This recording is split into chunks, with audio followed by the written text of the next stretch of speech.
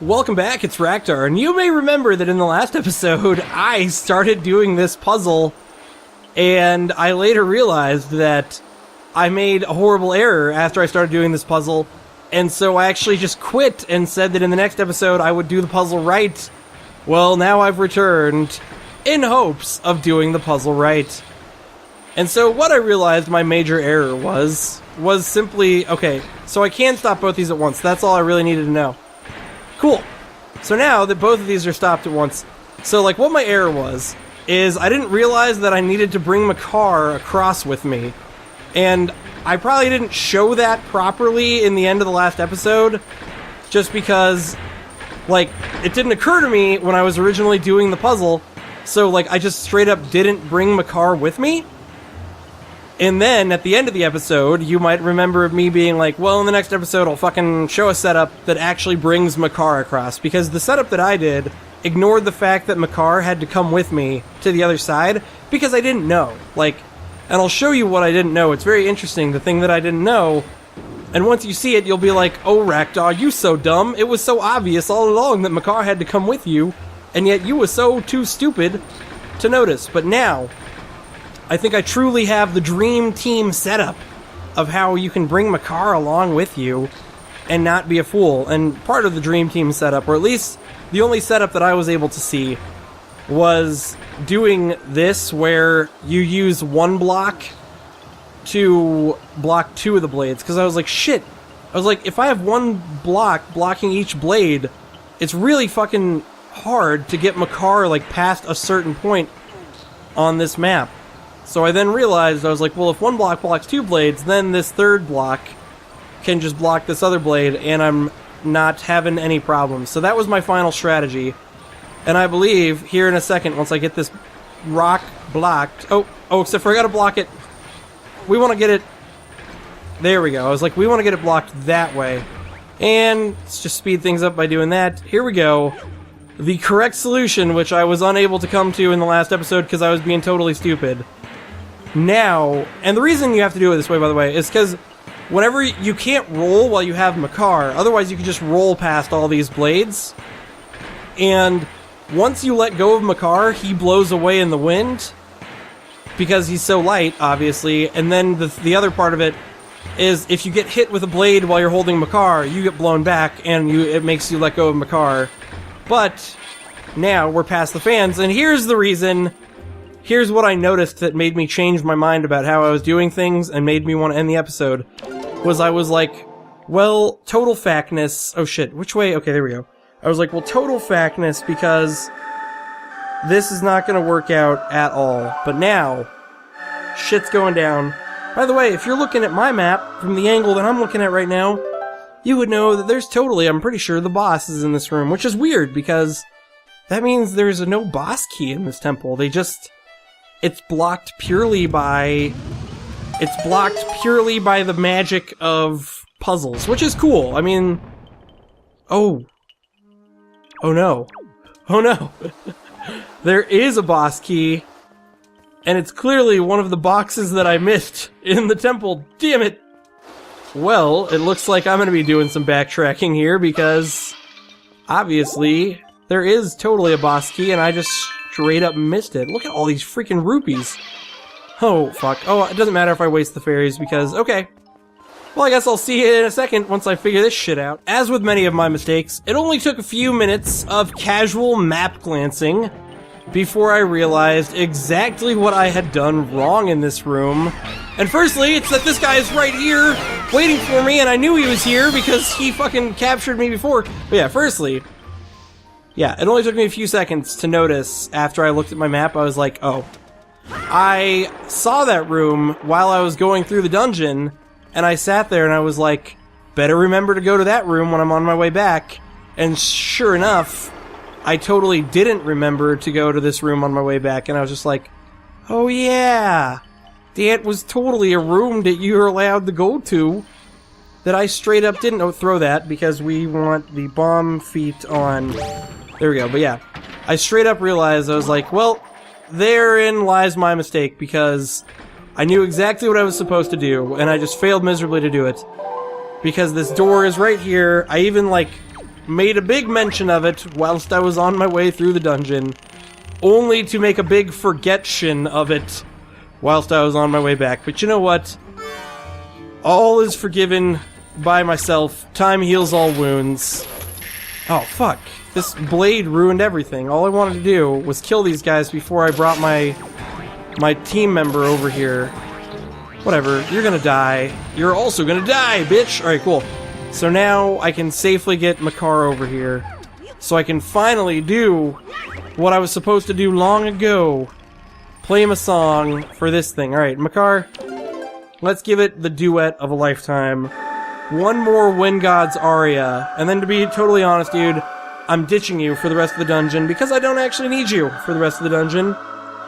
Because now I can go back, and the bottom door that I'm supposed to bring you to the first time will be completely unblocked now. So, looks like we part ways here, Makar. You go on your journey, I'll go on my journey. Somehow, though, I get the feeling that you will find a way to annoy the shit out of me further on down the road. But now, yep, a battle. It's funny, oh my god, I feel so dumb for even saying what I said before when I was like, oh shit, there we go.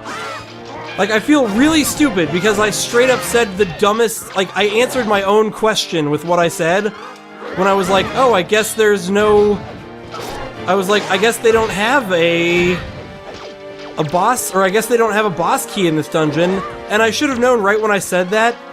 Of course they have a boss key. Every dungeon has a freaking boss key. And if you think any dungeon doesn't have a boss key, then you're just fooling yourself with lies. And that's totally what I was doing, is I was just fooling myself with lies. Also, that guy's got a way cooler helmet than his brethren, but having a cooler helmet doesn't mean you ain't gonna die, buddy. Oh my gosh, this guy's very...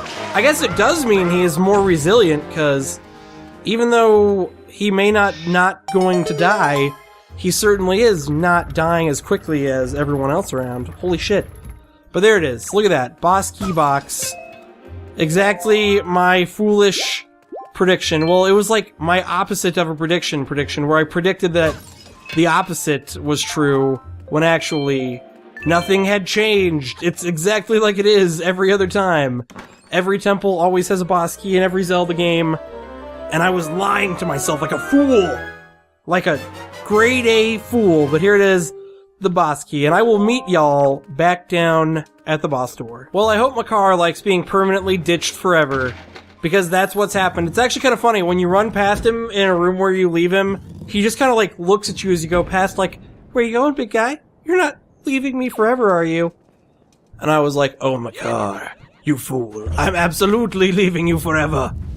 And that's exactly what I did, only to arrive at this boss fight, which something gives me the feeling Makar will totally be able to find me after this. But look, even though this place has been very foresty and windy, the final god is just like, I'm a desert god, bitches! Fooled ya! You thought I was gonna be some foresty, windy-ass motherfucker, but guess what? I was a desert-ass motherfucker all along. See, he totally looks like doesn't belong here as a boss. But what he really looks like is he's about to get his ass handed to him royally by a little boy for being a giant sandworm. That's what I would list under the embarrassing category column. Half of me wants to use grandmother's chicken noodle soup right now, and the other half of me is like, it wouldn't even help just because I would probably get hit during this fight. Okay, oh, there we go. Sucker! Why would you have a tongue that is so easily ass-kicked? Oh, dude, now he's got sand dudes who are gonna come after me and try and kick my ass as well, but guess what? Let me teach you a little something about ass-kicking. It happens to everybody, including... Oh, he's coming. He's coming. Yeah, you gotta get away. Wherever the pit is forming is where the metal is happening. No, wherever the pit is forming... In reality... Oh, no, damn it. Oh, I got eaten anyway. I was being super smart about not getting hit, but... because his dudes were being so annoying. Okay, let's kill his dudes. Fucking his dudes. No, see, I can get him. I don't need... Oh, fuck. His dudes are annoying me because they're making my lock-on go all wonky. Like, half of me wants to try and kill his dudes, and half of me is like, it's not even worth it. There we go. Oh shit, see, it's not locking onto the right thing! There we go, lock onto his tongue! Look at this! His dude is like hit glitch bugging out my thing. That is so annoying. Did you even see what just happened? Basically, his dude was getting hit by my hook shot, even though he wasn't even in the path of my hook shot. Alright, you are definitely gonna die. Seriously, you making me mad, dudes. I feel like if I just get away from his dudes, it won't even be a problem. Whatever, here we go. By the way, this is, I'm pretty sure, you can do a crazy strat here, and I messed it up. Damn it. I messed up the crazy strat. Now I need health. By the way, they don't put health around in this room because you can get health from his mans, and that's like the intention. Is that, oh fuck. The intended strat is for you to get health by killing his dudes, but I'm trying to forgo that by just being a badass, and I might actually do it. Nope, I didn't. He's still got some more. Oh fuck, man. Maybe I should kill some of his mans. His mans are challenging to kill. Actually, they're not. Oh, whoa. He's doing shit. Alright, so, if you're a total badass, which I'm not... Oh, there... Oh, fuck it, forget it. Did you see in his mouth there for like 1 split second, there was a lock-on icon? You can totally, if you like total badass status, which, as you've probably guessed, I am not total badass status, you can lock onto him while he's flying through the air and pull him down to the ground and get hits on him. And make that take a few less cycles, but clearly I can't even get through that fight without losing 6 hearts. So I got nothing. It's because I was ignoring his sidemans. The way to kill his sidemans, obviously, is whenever they pop out of the sand, you shoot a hook shot at them, it pulls them out over to you, and then you can kill them. You know what's kind of ironic? Is a lot of the times when I'm playing through games for Let's Plays, I end up spending longer on a boss because I'm trying to go faster. So, like, if I were usually playing this game, like, I would totally go after his side guys and spend a little time to do the fight safe. But it's like, whenever I'm doing Let's Plays, I have this horrible habit of being like, alright, just to make this fight go faster, I'll, like, ignore this part of the boss mechanics, and it'll make things easier, and then what happens in the end is I just end up fucking myself. But, here he is, yep. Makar. Even though I left him behind in the temple and he looked very sad about it, he was able to find his way here. And now he's gonna play the Symphony of Destruction in order to power up my Sword of Mastery, the Master Sword.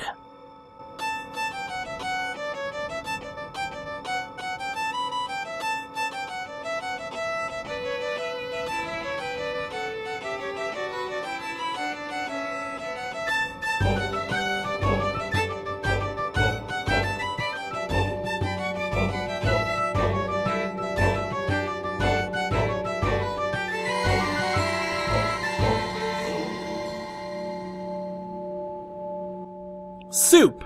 I don't know why I said soup at the end. I think it's because the last thing that, like, the vocal part said at the end was, like, soup.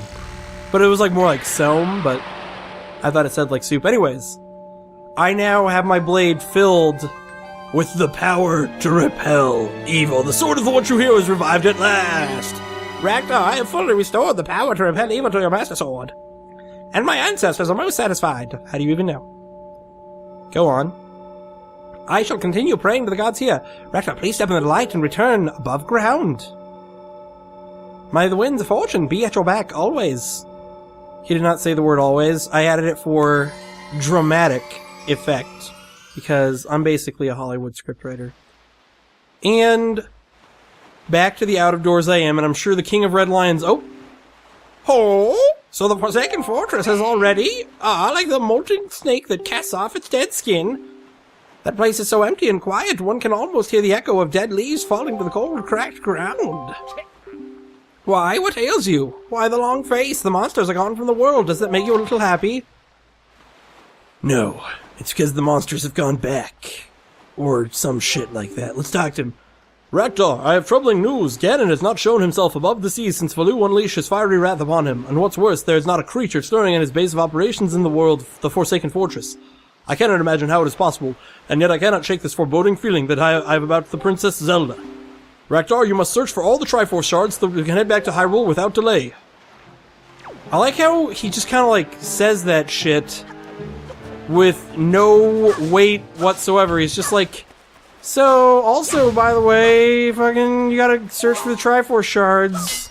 Kind of like random, like willy-nilly, like searching for the Triforce shards is some easy shit, and he doesn't even tell me, let's talk to him. He doesn't even tell me, like, where to look, where to start. We cannot return to Hyrule without reforming a piece of the Triforce. It is now our duty to gather the 8 Triforce shards. Fucking shithead. It is some serious shithead business right there. That he's so willy-nilly about, like, the idea of Triforce shards. Just like, oh yeah, just fucking Triforce shards. That's it. Nothing more, nothing less. You gotta get the Triforce shards. Not gonna give you any amazing hints as to where to get them, but I figured, since I could see it off in the distance, I might as well go check out this thing that was off in the distance before cutting away on the camera at all, because guess what is that there? Is totally... Also, I should probably... Where's the fish for this island? It is a... place island. It's a fairy. It's a Great Fairy Island, and I'm going to actually need all the Great Fairy Islands now, because as a part of completing this game, I can actually assure you that I will need more wallet upgrades, and so my hope is that by going to talk to this fairy, she will upgrade my wallet, and if she doesn't, or he doesn't, I'm not judging, but so if it doesn't decide to upgrade my wallet, it will at least probably upgrade my satchel for my arrows. Not my arrow, it's a quiver. I was like, what do I... But look, I've got Triforce chart number 1 already. In fact, I've got, I think, 3 or 4 of the Triforce charts, so... Let's see, the little shopmaster on Windfall Island apparently got his hands on a truly amazing treasure. He calls it magic armor or something like that. It's a pretty magical relic from what I've heard. If you want to... Why am I using... This is a horrible voice. If you want him to give it to you, try staring deep into his eyes and winning him over with flattery. Alright, that's a weird offer. So I guess I need to go flatter somebody that has magic armor. By the way, I don't know what the magic armor does in this game, because I've never gotten it before, but the magic armor in Legend of Zelda Twilight Princess is really cool, actually. What it does is it takes away money when you get hit. So, I mean, if you, for some reason, just happen to have a shit ton of money on you, it makes so you can be invincible as long as you're loaded. Or maybe, I forget if it takes away money when you get... Oh, did I already go to this one? There's no way I already went to this one because I don't have it on my map. That's gonna be super dumb if I've already been to this one. No, Okay, I think this one just doesn't have anything blocking it. Yeah, okay.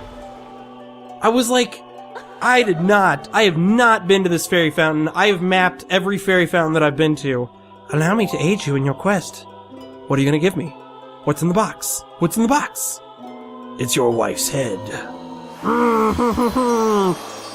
I hope you've seen the movie 7, because what I just said, even though nobody actually says it's your wife's head in the movie 7, in fact, fuck, don't see the movie 7 now. I just revealed it. I'm gonna bleep out everything I just said, because I just ruined the movie 7 for you, if you haven't seen it. So check it out! I can hold 5,000 grand rupees in my wallet now, which means I can finally get enough money to do whatever. In fact, go watch the movie 7. Don't listen to any of the shit that just came out of my mouth. But yeah, I've got 5,000. I can get 5,000 rupees now. That is beyond the point. But now I can get 5,000. That's going to help me on my journey. I'm wondering if there's a way I can show my map up on the screen. I don't think I can. Which is really stupid because I want to show how many, all the Triforce charts that I have. So I've got 1. No way. I picked up more than 1 Triforce chart. Okay, maybe I didn't. I did not pick up more than 1 Triforce chart. But now I can show you why you need all the money in this game. So this is it, the moment of truth. The reason this game requires you to have a shit ton of money. So you have to get your Triforce charts interpreted by Tingle. Apparently, you as a person are too stupid to read your Triforce charts yourself. But yeah, he knows, yep. He knows the smell of maps drawn and hidden beneath the sea. So let's see here. You can't read the chart in its current state. Impossible, sir. Would you like me to decipher it for 398 rupees? I think if you say no, it's just like, Are you poor? Well, I guess that's fine. You can just return later to Tingle Tower with the wonderful fairy magic keeps the world spinning and spinning. See, he doesn't, it's not even like places in Zelda games where they're like, they changed their offer. He is fucking stalwart about his offer. And now he will show me where on the map. Yep, deciphered chart. So now I can get that which I so desire. You must try very hard to find treasure. When you select open this chart on the map screen, the place where the treasure is will shine forth. Then you go to that place and rely on your chart to help you find the treasure. So yeah. And this is the part of the game that I've dreaded the most. But from what I've heard, they've shortened this part of the game, or they've made it easier than it previously was. So now I'm going to end this episode of Legend of Zelda Wind Waker right here. In the next episode, I will begin the long, hard journey to obtain all the Triforce pieces. This has been Raktar. Thank you for watching.